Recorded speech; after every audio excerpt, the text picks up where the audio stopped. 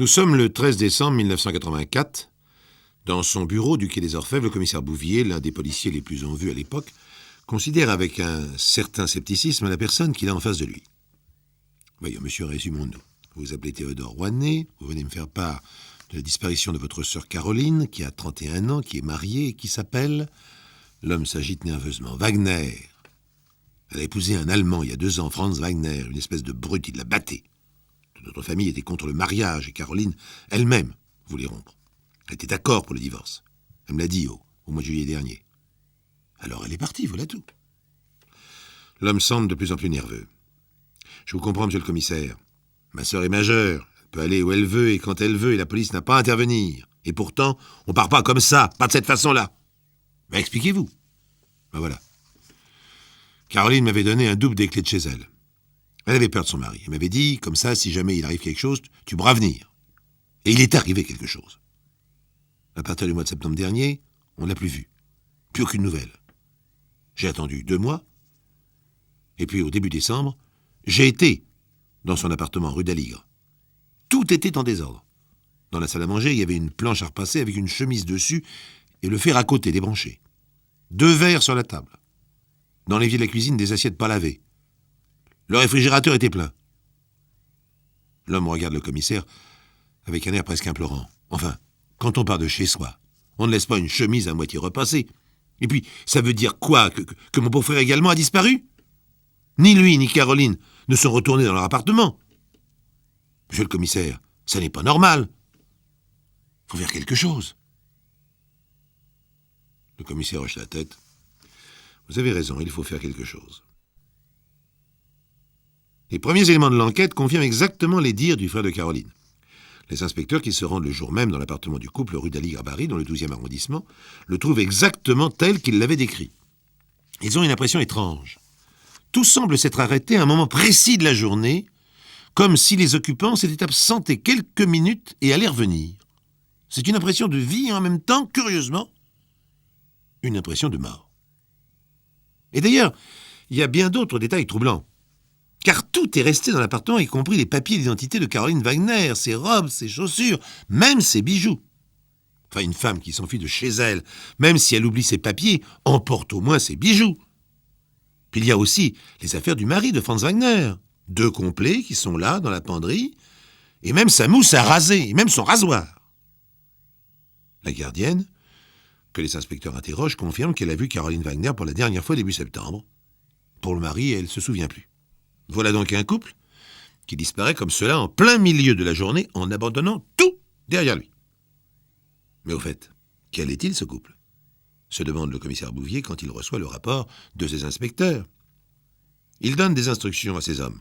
Il veut tout savoir du passé, des activités et de la personnalité de Caroline et de Franz Wagner. Et quelques jours plus tard, le commissaire Bouvier a sur son bureau un rapport complet. Ah oui, un couple peu ordinaire. Caroline Wagner d'abord, née Rouanet en avril 1953. D'après la photo qu'il a devant lui, il n'y a pas l'ombre d'un doute. C'est une belle femme, brune, aux yeux noirs, un peu forte peut-être, ce qu'on appelle une beauté plantureuse. Caroline, avant de rencontrer Franz, était barmaid dans un bar de Pigalle. Le rapport atteste qu'elle a eu plusieurs liaisons avec des gens du milieu et pas n'importe qui, pas des petits truands. Et puis en 78, c'est le grand événement dans la vie de Caroline, la rencontre avec Franz Wagner. Une personnalité lui aussi, Franz Wagner, ou tout du moins un personnage.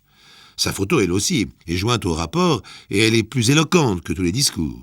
Une morphologie hors du commun, une stature de colosse avec des épaules de déménageur, un cou de taureau, un visage carré comme taillé à coups de serpe. Ah oui, une force de la nature décidément. 1m80, 102 kilos de muscles. Il a d'ailleurs été boxeur professionnel avant d'abandonner à la suite d'un grave chaos. Contrairement à ce que disait son beau-frère, Franz Wagner n'est pas allemand. C'est le fils d'un prisonnier allemand resté en France après la guerre. Lorsqu'il a abandonné la boxe, il s'est remis à étudier, il était attiré par les métiers du bois, et il a fini par trouver un emploi de vernisseur dans un atelier de meubles du faubourg Saint-Antoine. Entre Caroline et lui, c'est le coup de foudre. Certainement un amour physique, une question de peau.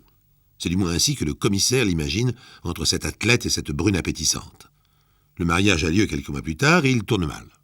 Franz Wagner bat sa femme, surtout quand il est ivre, ce qui lui arrive de plus en plus fréquemment. Elle se réfugie plusieurs fois dans sa famille, puis elle revient au domicile conjugal. Le rapport qu'a sous les yeux le commissaire Bouvier s'arrête là.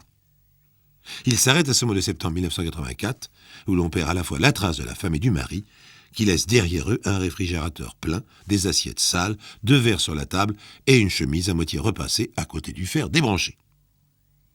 Cette mystérieuse affaire provoque la curiosité de la presse, qui diffuse largement la photo du couple, et cela va amener du nouveau. Une lettre anonyme ne tarde pas à arriver sur le bureau du commissaire. Franz Wagner n'a pas quitté la région parisienne. Il vit dans un petit hôtel minable de Courbevoie en compagnie d'une caissière de supermarché. 2 inspecteurs s'y précipitent, font irruption dans sa chambre. Il est là, allongé sur le lit, en bras de chemise, les doigts croisés derrière la nuque. « Monsieur Wagner, veuillez nous suivre. » L'homme est encore plus impressionnant que sur les photos. Un véritable Hercule. Et surtout, il est d'un calme invraisemblable. Il fixe tranquillement les 2 inspecteurs de ses yeux bleus. « J'ai vu dans les journaux qu'on me recherchait. J'allais venir vous voir. Vous avez été plus vite que moi. » Dans son bureau, le commissaire Bouvier est frappé lui aussi par la force de Franz Wagner, et pas seulement sa force physique. Cet homme-là est un roc, pense le commissaire, et il s'y connaît. « Monsieur Wagner, savez-vous où est votre femme ?» L'homme déplie ses bras de catcheur, pose ses mains bien à plat sur ses cuisses. « Non, monsieur le commissaire. » « Vous savez qu'elle a disparu. »« Oui, j'ai lu ça dans le journal. »« Quand l'avez-vous vue pour la dernière fois ?»« En septembre dernier. »« Nous sommes disputés, je l'ai quittée. »« Comme ça, en laissant derrière vous toutes vos affaires personnelles. »« On s'est disputés, je vous ai dit. J'étais en colère. »« Vous n'êtes jamais revenu au domicile conjugal pour les récupérer ?»« Ah non. »« Et depuis maintenant plus de 3 mois, Caroline ne s'est jamais manifestée auprès de vous. Vous a jamais écrit ?»« Ah non. » « Monsieur Wagner, avez-vous une idée de ce qui lui est arrivé ?» Pour la première fois, l'homme s'anime un peu. « Oh, c'est pas difficile à deviner. Vous savez, avant de me connaître, Caroline avait plutôt de mauvaises fréquentations. C'est moi qui l'avais arrachée à tout ça.